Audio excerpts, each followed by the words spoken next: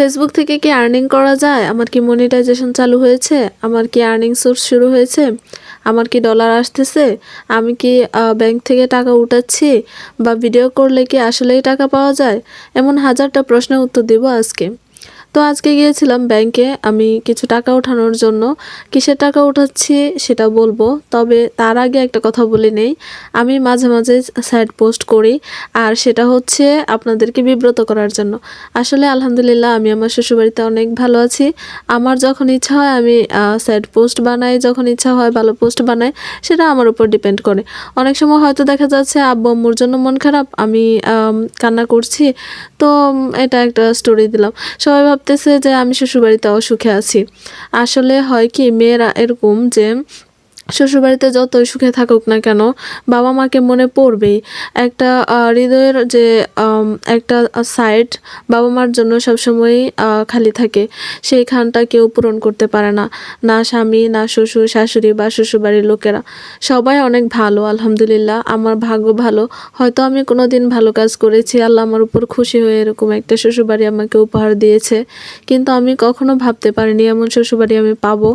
এখানকার ভাসুররা, আমার জাল, তারা সবাই বাবা মা অতুলনীয় ভালো। আর আমার হাজব্যান্ডের কথা যত বলবো ততই কম হয়ে যাবে। ওর বিষয়ে এক্সপ্লেন করলে একটা ভিডিও এনাফ নয়। তবে আজকে অফিস শেষ করে আমি একটা চেক লিখতেছিলাম, কারণ আমার হচ্ছে স্যালারি আসছে। আমি স্যালারিটা ওঠানোর জন্য একটা চেক লিখে হচ্ছে আমার কলিগকে দিয়ে দিচ্ছিলাম।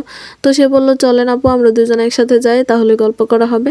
তো ভাবলাম ঠিক আছে, সারাক্ষণ অফিসে থাকি, রোজা আসছে পরে থেকে বের হওয়া হয় না বেশি। একটু ঘুরেও আসলাম আর স্যালারিটা উঠিয়ে নিয়ে আসলাম।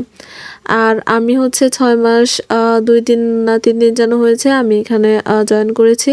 তো কখনোই আমার ব্যাংকে যায় টাকা উঠাইতে হয় না। ভাইয়া তুলে নিয়ে আসে আমাদের অ্যাকাউন্টস, আর নয়তো আমি কাউকে চেক লিখে দিলে তারা উঠিয়ে নিয়ে আসে। তো আজকে হচ্ছে আমি যখন চেক লিখতেছি তখন আমার আরেকজন কলিগ মজা করে ভিডিও করতেছে, বলতেছে আপনার সিগনেচার ভিডিও করে রাখি, তো আমি হচ্ছে পরে নকল করব। এগুলো মজা করতেছিল। তো আমি ভাবলাম যেহেতু ভিডিও করতেছেন চলেন ছোট একটা মিনি ব্লগ বানানো যাক। তো সে আমাকে হেল্প করছিল, দেখতেই পাচ্ছেন। তো এটা হচ্ছে আমার স্যালারির টাকা। এটা ফেসবুকের আর্নিংস না। হ্যাঁ, ফেসবুক থেকে আর্ন করা যায়। সেটা অনেক ধৈর্য সহকারে লেগে থাকতে হয়। আর আমরা জব করে সময় দিতে পারি না। আর হচ্ছে আমরা যেভাবে ভিডিও ছাড়ি ওইভাবে 12 বছর পর পর একটা ভিডিও ছাড়লে তো কখনো আর্নিং বা মনিটাইজেশন আসার এত পসিবিলিটি নাই।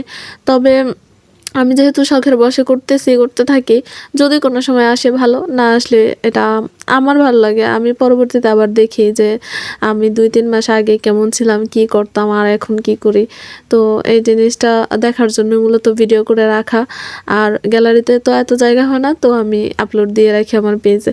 আপনারা যদি আমাকে দেখেন তো ভালো, না দেখলেও কোনো কিছু করার নেই।